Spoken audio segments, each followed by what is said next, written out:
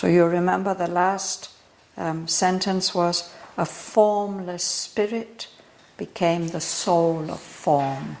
This world soul, this realm of soul, is the welling core of finite life. All life that is limited is pouring out of the heart of this world. That world is formless, but it becomes the soul of form. So in that world, all there was soul, or made of sheer soul stuff. A sky of soul covered a deep soul ground. All here was known by a spiritual sense. Thought was not there, but a knowledge near and one, seized on all things by a moved identity. A sympathy of self with other selves. The touch of consciousness on consciousness. And being's look on being with inmost gaze.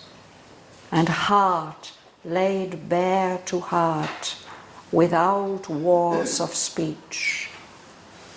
And the unanimity of seeing minds in myriad forms, luminous with the one God.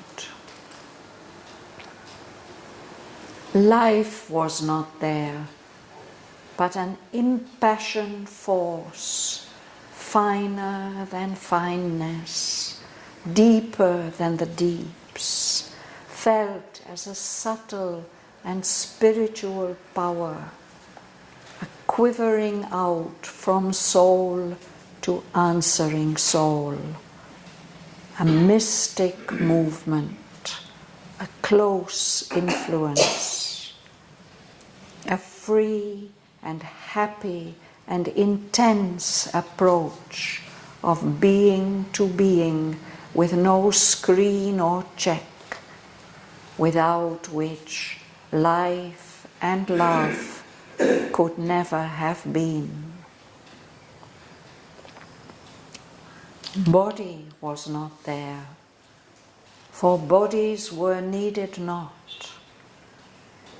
The soul itself was its own deathless form, and met at once the touch of other souls, close, blissful, concrete, wonderfully true.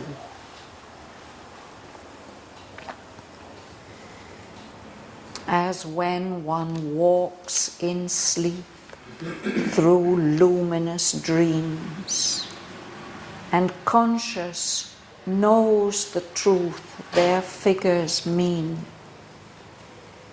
Here, where reality was its own dream, he knew things by their soul and not their shape.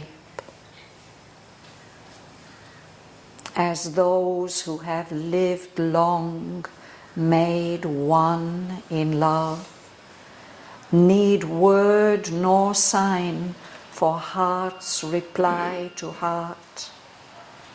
He met and communed without bar of speech with beings unveiled by a material frame.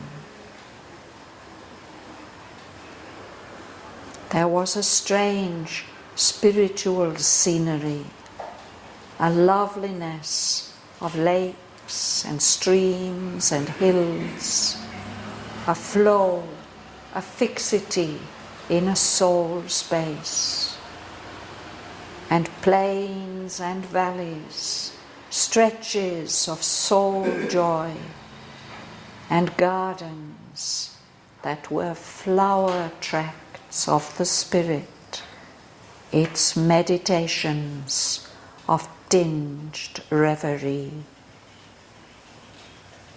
Air was the breath of a pure infinite. A fragrance wandered in a coloured haze, as if the scent and hue of all sweet flowers had mingled to copy heaven's atmosphere. Appealing to the soul and not the eye, beauty lived there at home in her own house.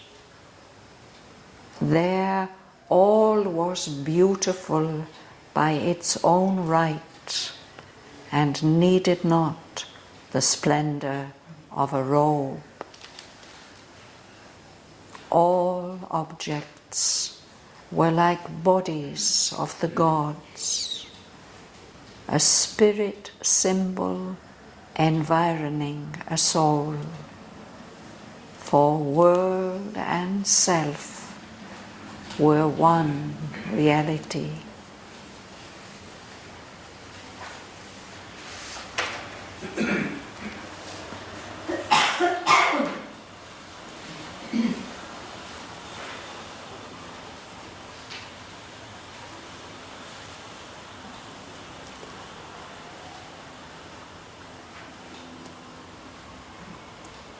At the top of page 291, Sri Aurobindo told us when he reaches this place which seems like a deep home, he finds the silent soul of all the world was there.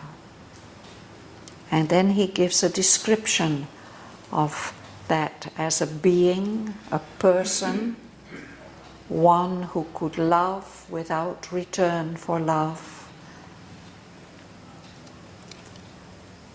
It led things evil towards their secret good. It turned racked falsehood into happy truth. Its power was to reveal divinity. This is the power of that silent soul of all the world. So we'll go on from there. Rosa? Infinite? Infinite, whole, which the mind of God, it brought within itself a seed, a flame, a seed from which the eternal is newborn, a flame that counsels that immortal thing. Yes. Things? Immortal things, yes. So it is infinite. It is limitless. He says it is coeval with the mind of God. It means that something that is coeval, it occupies the same space of time. So as long as God expresses himself as a mind, he expresses himself as soul, as the same stretch of time, coeval, existing together with the mind of God. It carries within itself a seed. A seed is going to sprout and grow and give expression to something. And a flame, an energy, a light, something purifying. So this seed, this is a seed from which the eternal is newborn. Thus the eternal is born again and again and again, newly, in new forms. And it is a flame, it's an energy a purifying flame that cancels death in mortal things. The characteristic of mortal things is that they must die. But if they carry within themselves the soul, then that doesn't die. That carries on the life to life, from form to form.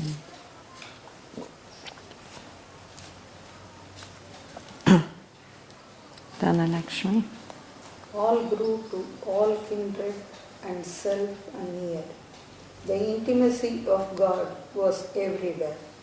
No veil was felt, no brute barrier inert. Distance could not divide, time could not change. So these are some characteristics of the soul experience. Intimacy. It's something very, very close and sweet and personal that we feel that we recognize it, we've known it for a long time.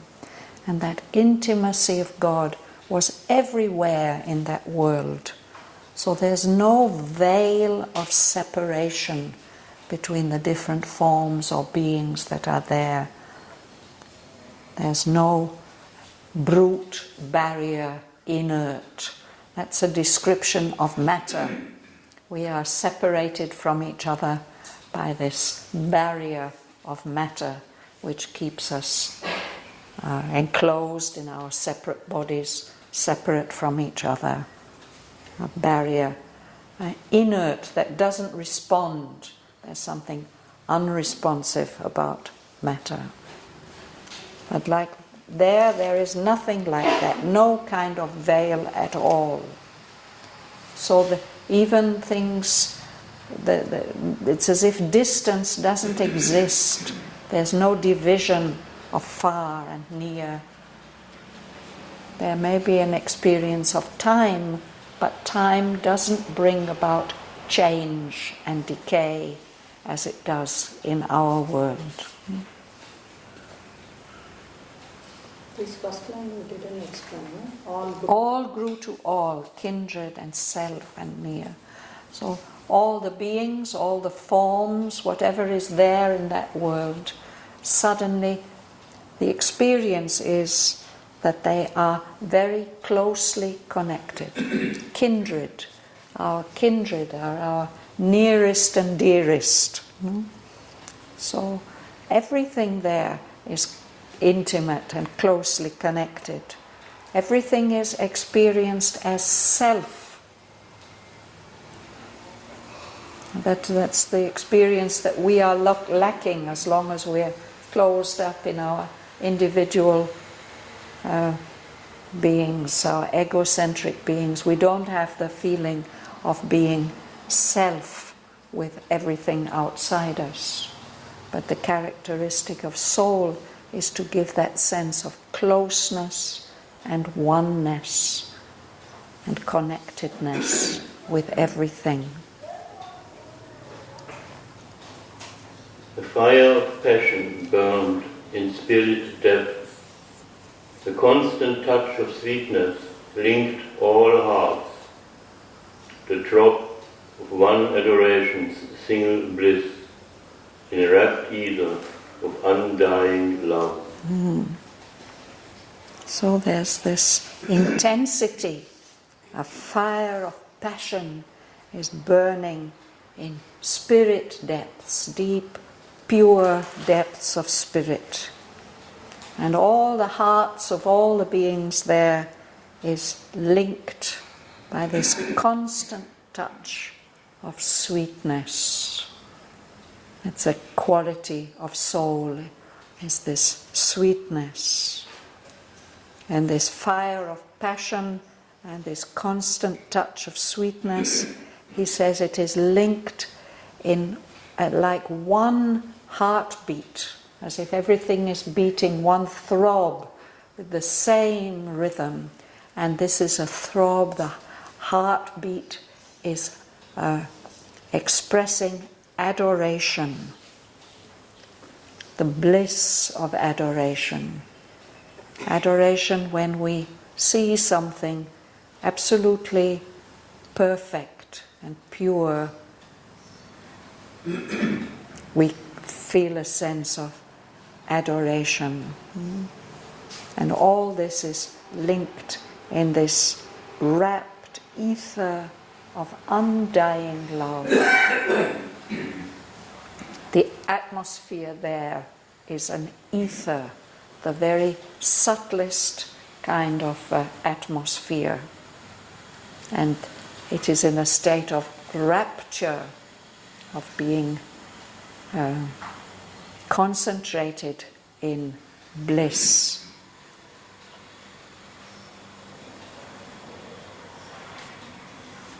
And love, undying love. This is what's linking all those hearts.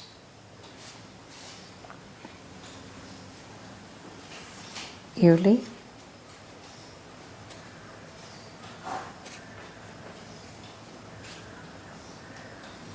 And inner happiness about,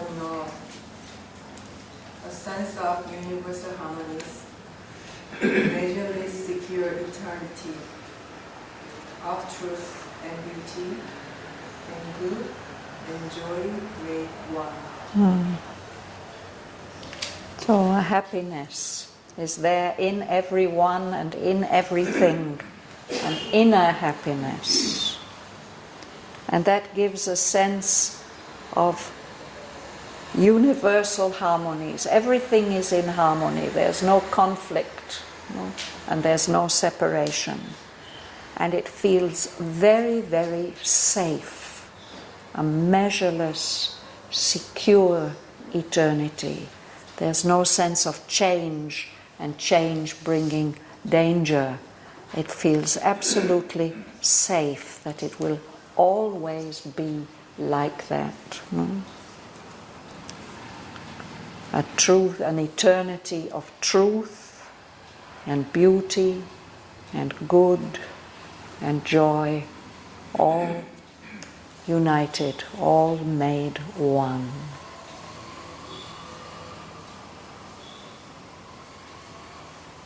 I think all of us feel somewhere deep inside that that's how life should be. So, by going deep enough and finding the soul, we can experience this feeling as long as we're in contact with it.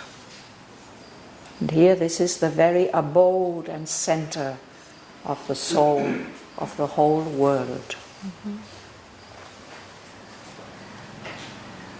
Danny? Here was the welling core of finite life. A formless spirit became the soul of form. So the core is the very center. It's connected with the French word cœur, with heart, no?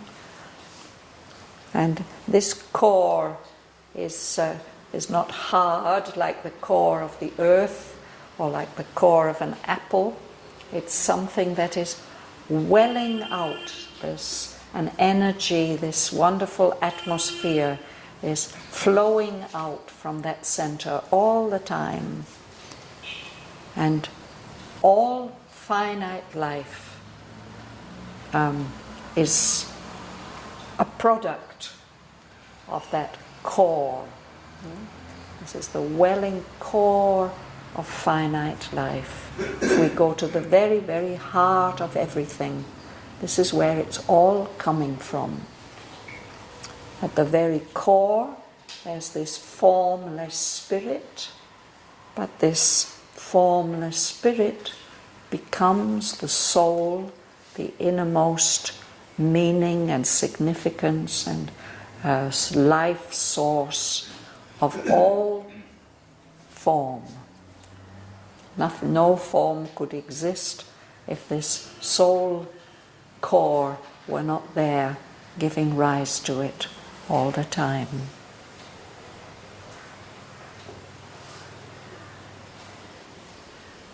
So now King Asvapati goes into that core, into that soul world. And Sri Aurobindo does his best to give us a description of something that is very, very difficult for us to imagine unless we've touched that center.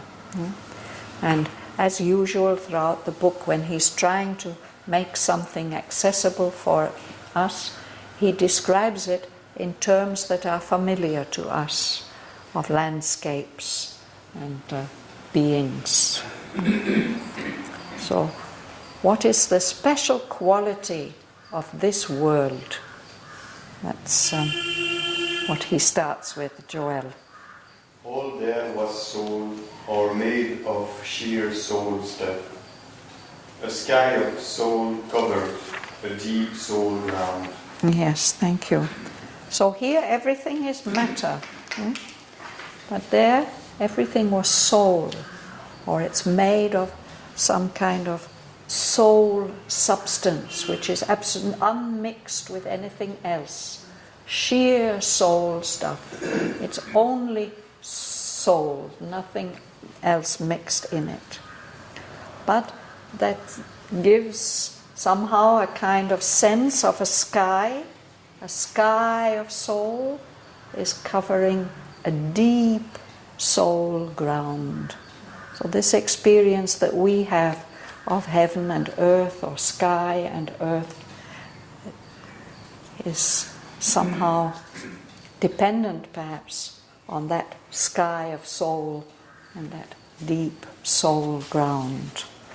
What we have is a representation of that soul of form.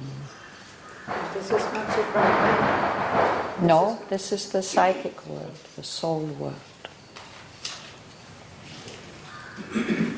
All, Yes? all here was known by the fifth sense. Thought was not there, but a knowledge near and one, seized in all things by a moving identity, a sympathy of self with other thoughts, the touch of consciousness on consciousness, and beings look on being with inmost gaze, and heart laid bare to heart without walls of speech, and the Unanimity. unanimity, and the unanimity of the minds in myriad forms, luminous with the one God. Thank you. So in this world of soul, there aren't physical senses, they are not needed. Everything is known by a spiritual sense. Thought was not there. We know things through our senses and through thought. There's a spiritual sense. There's no thought, but there is a direct knowledge. A knowledge that's near and one, seized on all things by a moved identity, by knowing things by oneness. In the Life Divine class, we're reading about the difference between knowledge by identity and separative knowledge. And sorry, moved. It means, in this case, it means that this is, we would say, emotional. There's a deep emotion that goes with that sense of oneness. No?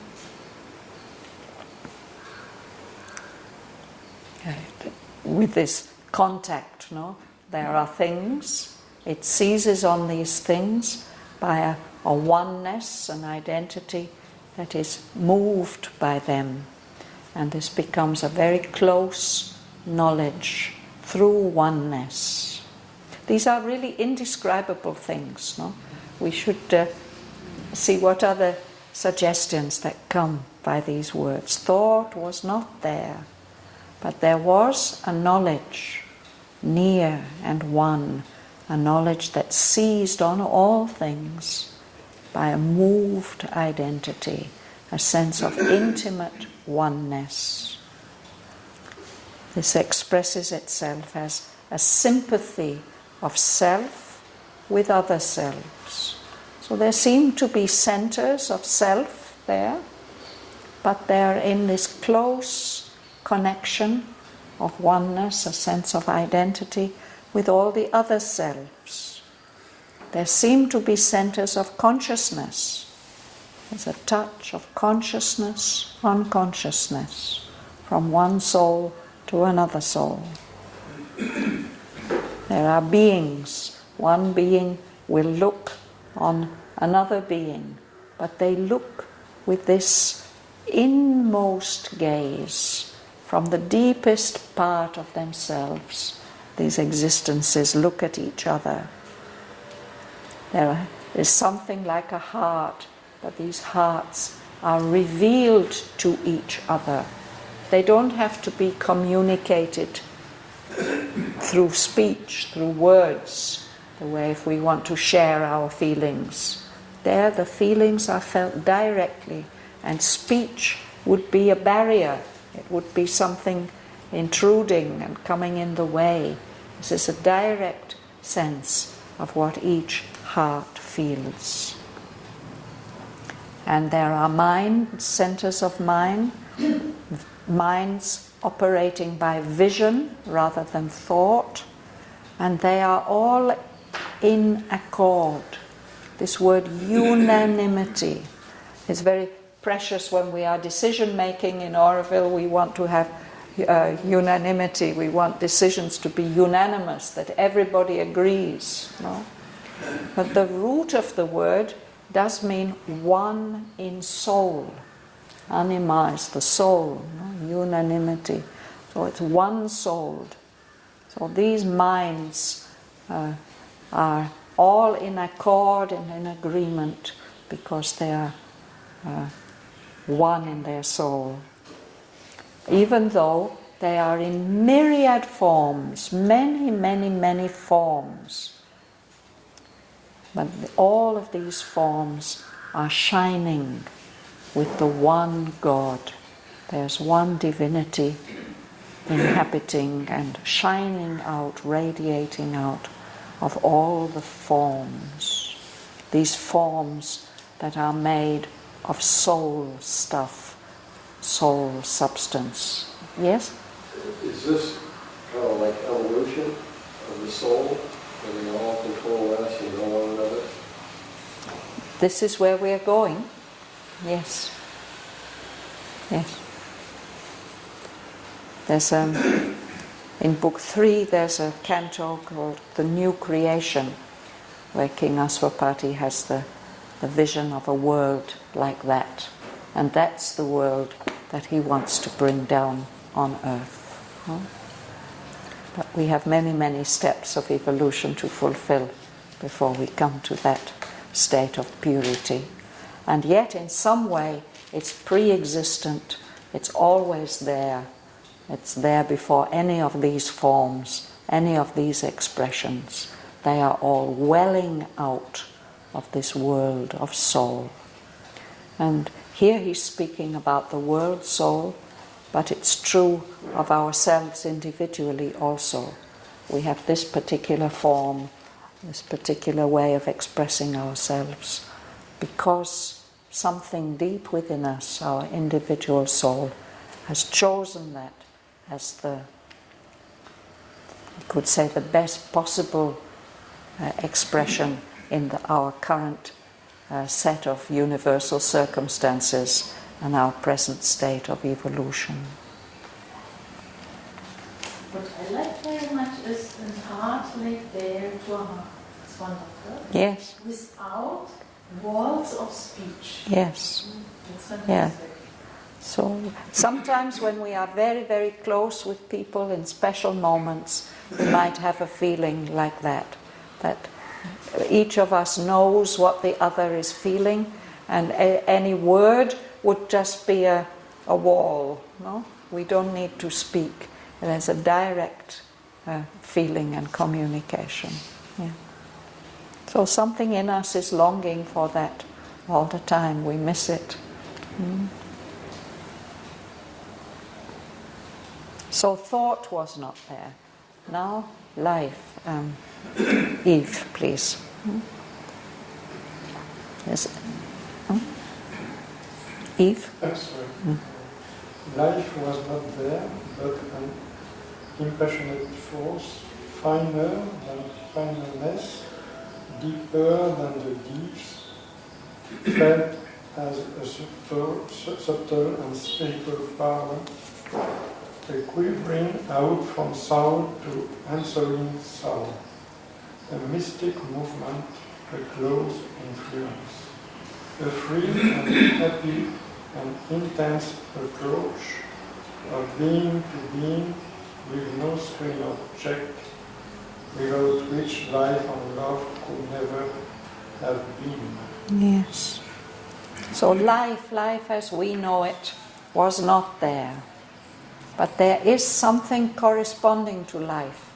We could say the archetype of life, and a force full of intensity, impassioned, a lot of energy, but very, very fine, finer than any fineness we can imagine, deeper than any deepness, depth that we can imagine. It's felt as a subtle and spiritual power. This B in the word subtle is silent. No, we don't pronounce the B.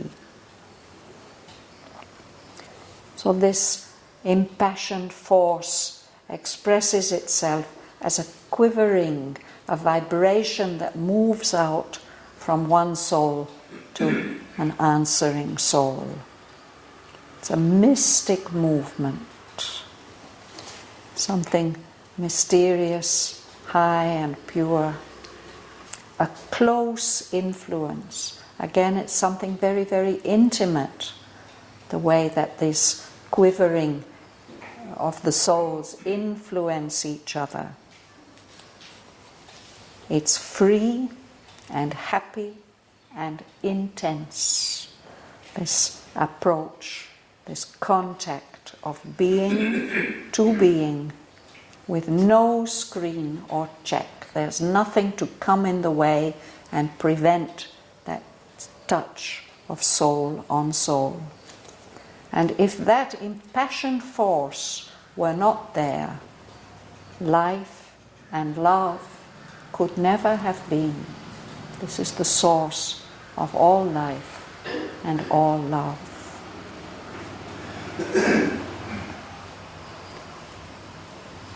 Ganga Lakshmi? Body was not there, for bodies were needed not. The soul itself was its own deathless form, and met at once the touch of other souls, close, blissful, concrete, wonderful. Thank you. So there's this body, nothing like that was there, because it wasn't needed. Why do we need bodies? To communicate with the world around us. But there in that world, the soul was its own deathless form, its immortal, essential form. And it's in contact all the time. It met at once the touch of other souls. And that touch is close, intimate, blissful, concrete. It's not something vague. It is very tangible, and it's wonderfully true. There's no distortion, no impurity there at all. So it's a completely different experience of form.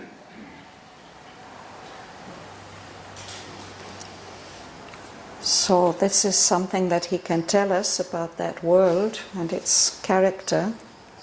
Then he returns to King Asvapati, what was his experience like? Would you like to read? Yeah? As when one walks in sleep through luminous dreams, and conscious knows the truth their figures mean. Here, where reality was its own dream, he knew things by their soul and not their shape. As those who have lived long, made one in love, need word nor sign for heart's reply to heart. He met and communed without bar or speech, with beings unveiled by a material frame. Thank you. So Sri Aurobindo tries to give us an idea of what King Asvapati's experience is like. He says it's something like you might experience in a dream. In your sleep, you're walking through a luminous dream, not a dark dream, but a wonderful luminous dream. And in your dream you are conscious, you know that it's a dream, you know the truth that the figures in the dream mean, what their significance is.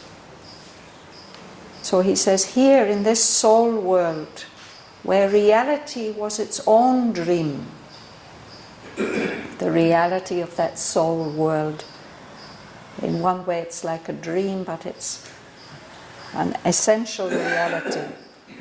So in a similar way as in that luminous dream, King Asvapati knew things. He saw them and understood their meaning, their significance. He does this through his soul, not by their shape, not by the figure, directly. In a similar way, a different comparison, the way that two people or more people who have lived together for a long time made one in love. They've become very, very close and intimate by mutual love. Such people don't need to speak. They don't need to give a sign in order to know what the other person is feeling. They don't need any word, and they don't need any sign for the heart's response to heart. So in the same way, he, King Asvapati, he met those beings who were there, communed with them, he had a communication with them without bar of speech, no walls of speech. There was no need for any word or any sign with these beings.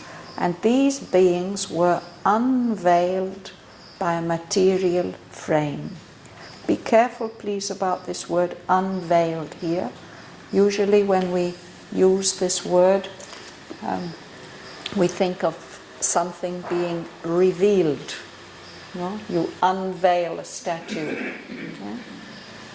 Here what he's telling us is that these beings are not veiled from him by any material body. It's a slightly different meaning of the word unveiled, not veiled. Yeah? It's not that they've been veiled and they're unveiled. They haven't been veiled at all in the first place. There's no veil of material form.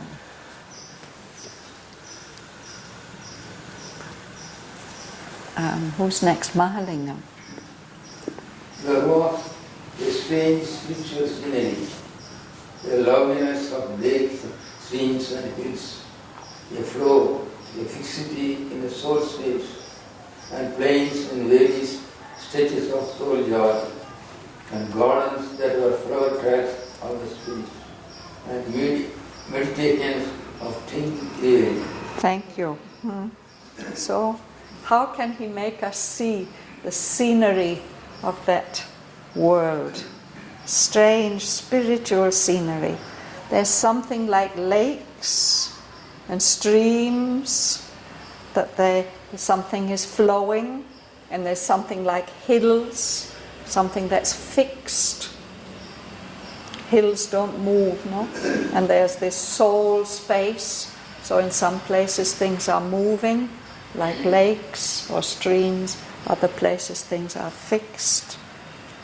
There are places that are like plains, flat lands, or valleys that are particular kinds of joy, soul joy. They correspond to particular moods or feelings. There are even something like gardens with many, many flowers, all different kind of blossoms. And all these blossoms are like meditations, concentrations, special concentrations of tinged reverie. This word tinged, it means they have different colors. No? Their reverie, their concentration has a particular color. Marie. Reverie means also like muse or meditation, a kind of waking dream. Daydreaming, you could say, reverie. It's connected with rêve, the French word rêve. Rêverie, you're dreaming your time away. Marie. Air was a breath of the pure infinite. A fragrance wandered in a colored haze, as is the scent and dew of all sweet flowers, and needed to copy heaven's atmosphere. So there's an atmosphere. It's like sometimes we have this experience, no, that particularly in this season, sometimes the air comes and it's like a sweet breath, sweet, cool breath. And this is a breath of a pure infinite, the atmosphere. And in this atmosphere, there's a fragrance, a perfume. It's moving around. And it's moving around in a colored haze, as if a kind of mist of color. And he said, it's as if the scent, the perfume of all possible sweet flowers has been distilled in this atmosphere, no? Had come together. And not only their fragrance, but their color, as if the color of the flowers has all come together to create this heavenly atmosphere. Shraddhavan, you tell about fragrance from the red colored haze. For example, I sometimes, before I sleep, some perfume comes very, very slowly, moving around my head. Wow. It's very, very, but it's not every time, but sometimes it's for me incredible. Maybe the perfume of subtle physical. Yes, it must be something like that, yeah. And also the breath of pure infinite. It's true, early morning, sometimes air is very strange. Yeah, it's very vast. Yes. So these are among the subtlest experiences that we have, no? The contact of the air, the atmosphere, and fragrance. And if we go a little bit, or if our subtle senses open up, we may have special experiences of the... Always I tell mother. Yes, mother's fragrance. Just like that. Yeah. Yes. Maybe neighbor is meditating with incense stick. Could be also. You want to give a mundane explanation, but in his letter, Sri Aurobindo has confirmed the experiences of disciples that they get subtle tastes or fragrances. And one can also hear things in a completely different way when you're sort of falling asleep or just waking up. Physical sounds are heard in another way, in a subtle way, that can be very, very amazing, the subtle reverberations of physical sounds. Yeah. Patricia. Appealing to the soul and not the eye, beauty lived there at home in her own house. There all was beautiful by its own right, and needed not the splendor of the world. Something very profound he's telling us here about beauty. No? We always associate beauty with form. And he says the essence of beauty doesn't need covering up with a form. So the soul world is the home of essential beauty. There she is at home in her own house, and everything is just beautiful in itself without needing any kind of further expression in a form. No? Doesn't need the splendor of a robe. Renana?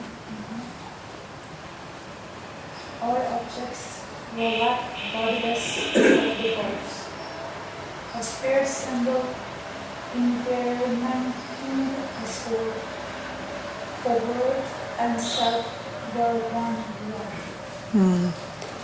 So there is something like objects there, things, but they are, he says, like the bodies of the gods. And then he tells us what the bodies of the gods are. They are symbols, spirit symbols, environing, surrounding, like an aura around a soul. Environing, it means surrounding. So that's what the body of a god is when we see the form. It's a spirit symbol environing a soul. All objects are like that. Because world and self are one reality. We experience ourselves as separated from world. But there's world with scenery and objects and beings and all that. But it's all one reality, so there's no separation of any kind. And things can be known directly, communicated directly, felt, experienced directly. Is there a formless beauty? He seems to say so, yes. Even a subtle form, no? There's some other quotation hovering on the edge of my mind. I don't know where it is in the poem. If I can find it, I will. Always we associate beauty with form. Yeah. Perfection of form is beauty. Yeah. Yes, Patrick. It's not important, but I can't help but ask this question. He uses here and there. Yes, I also noticed this. Think about it. Yes, I'll work on it. What is that? At the beginning he says all there was soul, and then he speaks about there, everything in that world there, no? But from time to time he says here, all here was known. So what does it convey, that difference? Here it's the impact of, there is more objective, no? Here is more subjective. No?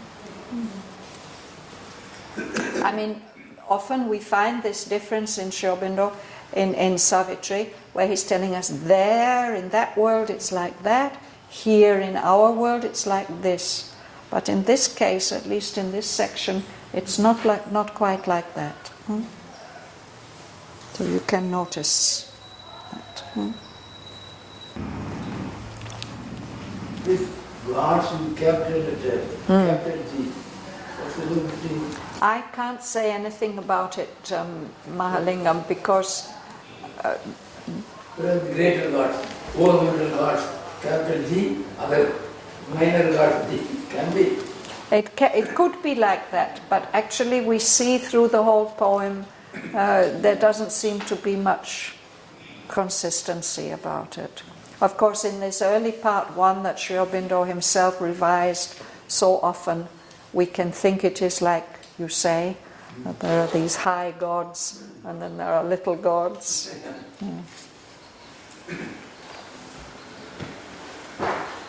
You know, since Maria's here, perhaps I just thought these lines about the gardens here. Mother wanted those Matrimandir gardens to have a very, very, very special beauty and atmosphere that would communicate directly something if we went there, that we would experience some kind of soul state. So they should be flower tracts of the spirit. It's meditations of tinged reverie, because the colors also have a symbolic significance. So if we try to do this with our mind, it's a bit difficult, but perhaps one day there'll be wonderful gardeners who can manifest those gardens that Mother dreamed of.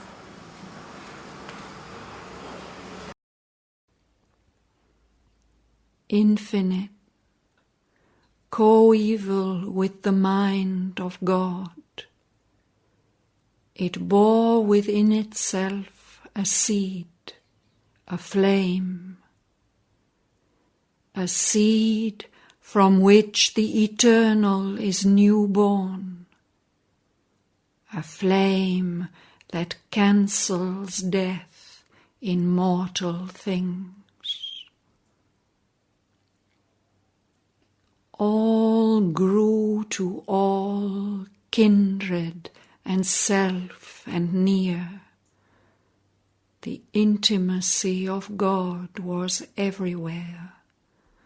No veil was felt, no brute barrier inert. Distance could not divide, time could not change.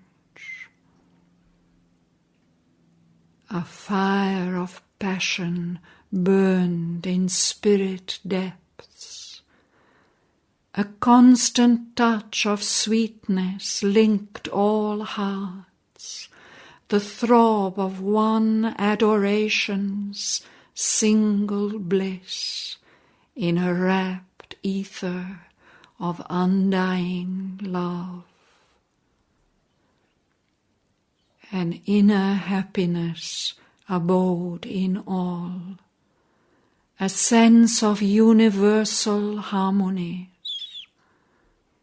a measureless, secure eternity of truth and beauty and good and joy made one. Here was the welling core of finite life, a formless spirit became the soul of form.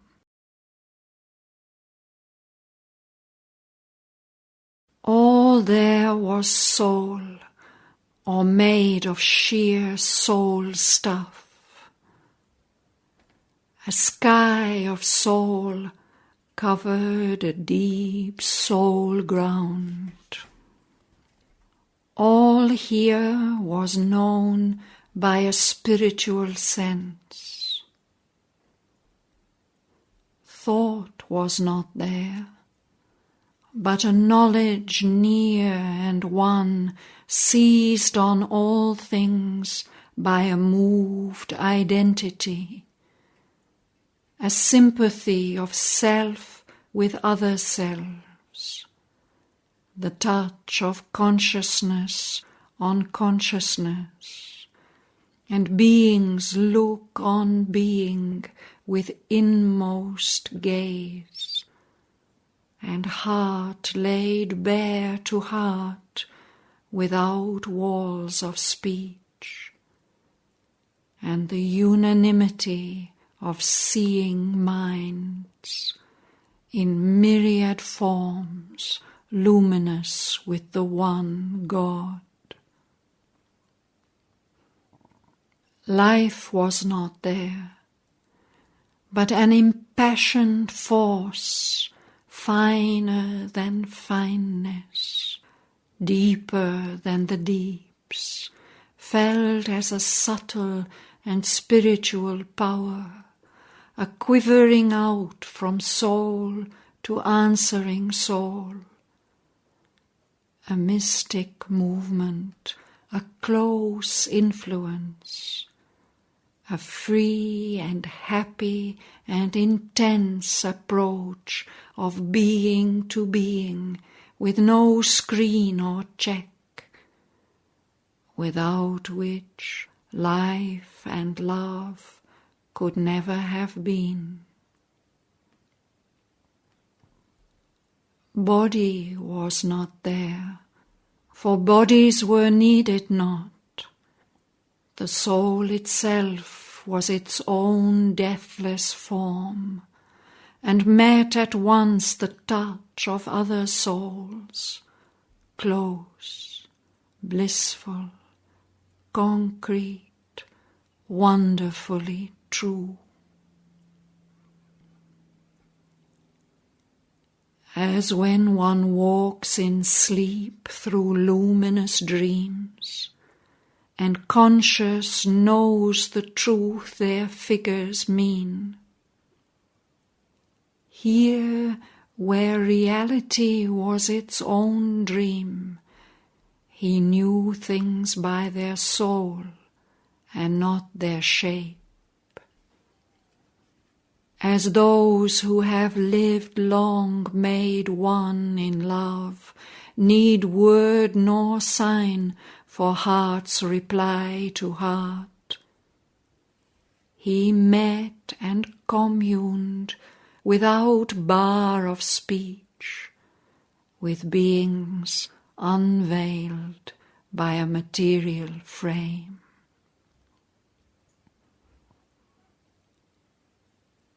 There was a strange spiritual scenery, a loveliness of lakes and streams and hills, a flow, a fixity in a soul space, and plains and valleys, stretches of soul joy, and gardens that were flower tracks of the spirit, its meditations of tinged reverie.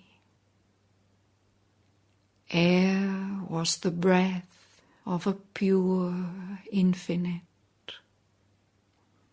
A fragrance wandered in a coloured haze, as if the scent and hue of all sweet flowers had mingled to copy heaven's atmosphere.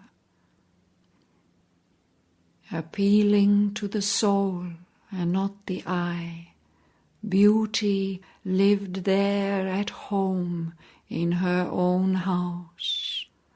There all was beautiful by its own right, and needed not the splendour of a robe.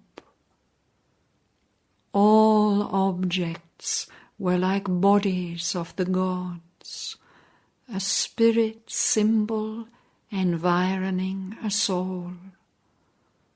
For world and self were one reality.